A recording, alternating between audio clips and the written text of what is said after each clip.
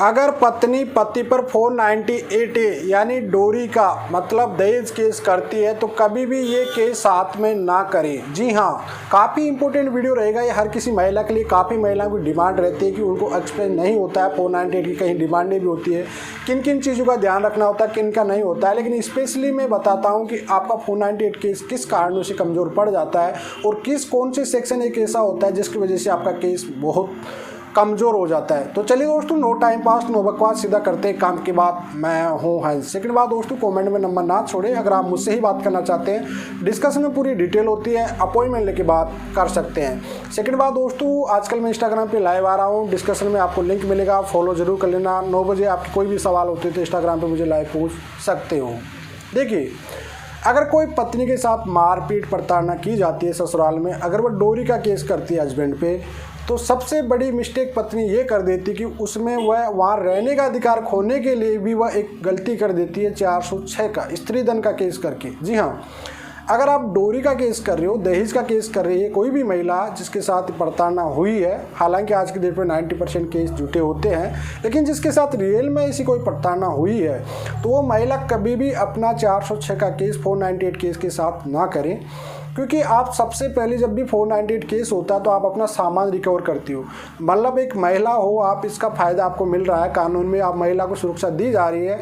इसका मतलब ये नहीं है कि आप अपनी जगह से ही सामान उठा के आप खुद अपना केस को कमज़ोर कर लें। नहीं, अगर आपको स्त्री धन का केस करना है तो एक अलग से फाइल होता है, 406 IPC का केस होता है, ये अलग से भी आप कर सकते हो, इसमें कोई दिक्कत नहीं है। लेकिन आप कभी भी 498 केस में इसको कंबाइंड ना करके, क्योंकि आपके केस को आप खुद ही कमज़ोर कर लेते हो। जब आप अपना सामान रिकवर कर लेते हो तो इसका मतलब ये आता है, कोर्ट की नज़रों में ये चला जाता है मैसेज कि आप उस घर में रहना ही नहीं चाहते हो। हाँ, पहले आप 498 केस कीजिए, उसके कुछ टाइम के बाद में आप अलग से 406 का सामान रिकवर कर सकते हो। लेकिन आप अगर कंबाइंड में करोगे तो फिर आपका केस शुरू से स्टार्टिंग से ही पूरा एक कमज़ोर पड़ता चला जाएगा।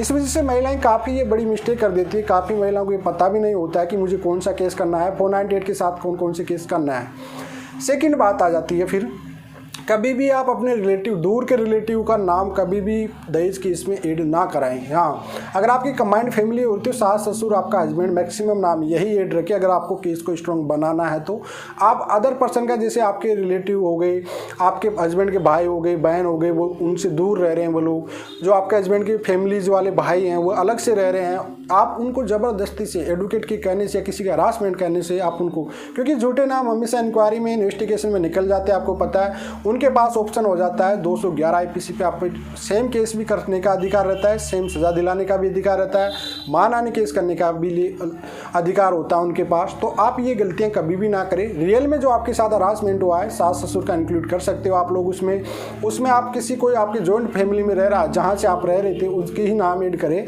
नहीं तो आप झूठे नाम ऐड कराने की आपको सज़ा भी मिल सकती है। इस वजह से आप इम्पोर्टेंट इन बातों का भी ध्यान रखें। तो ये 2 इंपॉर्टेंट में इस वीडियो में आपको बताया कि 406 स्त्री धन का केस कभी भी 498 केस में ना करें।